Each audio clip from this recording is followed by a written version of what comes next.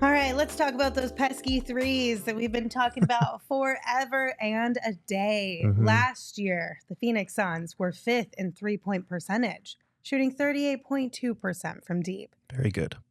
But their attempts, 25th in the NBA. 32.6 attempts. Very bad. What are we doing with our lives? What are we doing with our lives? The math clearly tells you you have a great opportunity here. Just take it.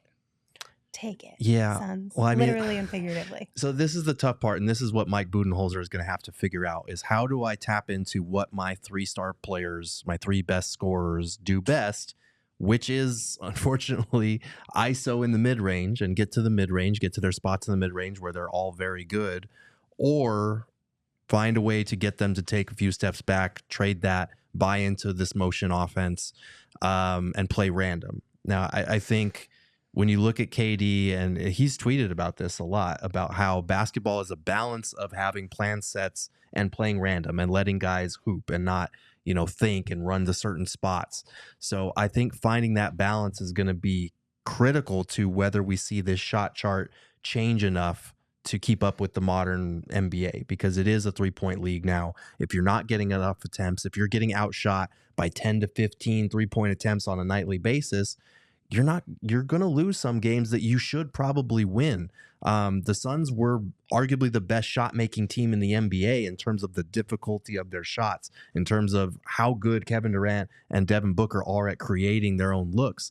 The problem is, you need to account for the fact that 3 points was worth a lot more than 2 points on a possession-to-possession basis.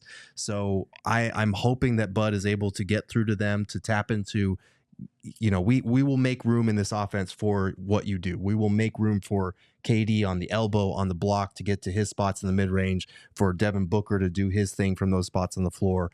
But these guys all need to be getting up way more attempts than they have been. You guys have seen the movie Whiplash. J.K. Simmons' character, his big quote is, "Not my tempo." I want Coach Bud in training camp and in any practice this season. Anytime they take a mid-range shot, he blows the whistle, he screams, "Not my tempo," again, and they have to run the offense again until they take a 3.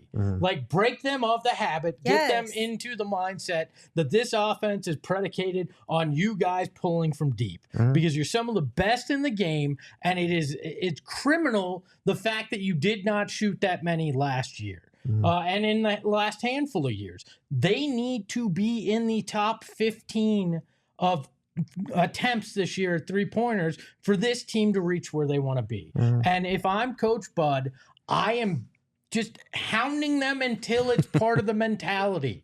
I do not want to see, if your name is not Kevin Durant, I do not want to see a mid-range jumper.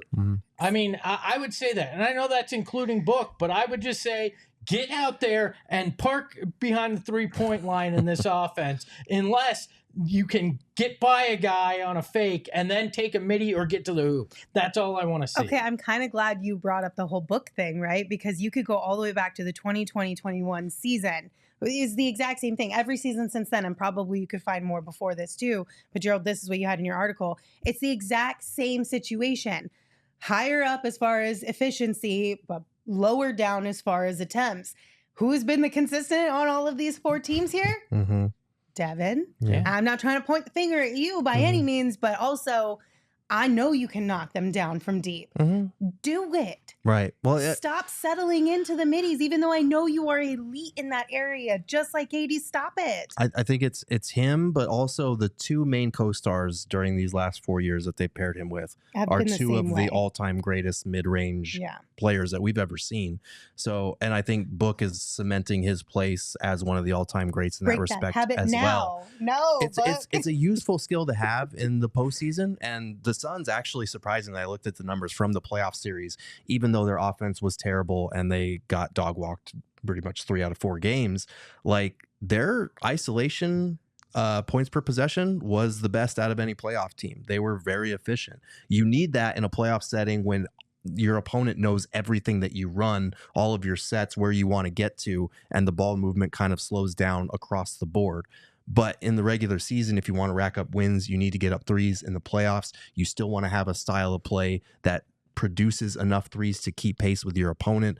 And they have the shooters for it too. That's the thing. It's not like we're, cheering for the Brooklyn Nets. Like, let's just play fast and get up a lot of threes and see if we can surprise people. Like, they have elite shooters across the board. There's a stat on cleaning the glass. I've explained this one before, but it's called location effective field goal percentage. And it kind of measures a team shot profile by saying, okay, every team in the league shoots the league average percentage from every spot on the floor, from the rim, from the mid-range, from three-point range. What would their effective field goal percentage be if all the percentages, the accuracy was equal, to try and figure out, okay, who's taking their shots from where? The Suns in that category have ranked 28th, 30th, and 27th in that category over the last 4 years, which tells you they have one of the worst shot profiles in the modern NBA. Even though they have elite players who are making those shots, just dial them down a little bit. You don't want to completely take it out of their repertoire, because it is important in a playoff setting. It is important late in shot clock situations when defenses kind of hound you and force you to do things you don't want to do.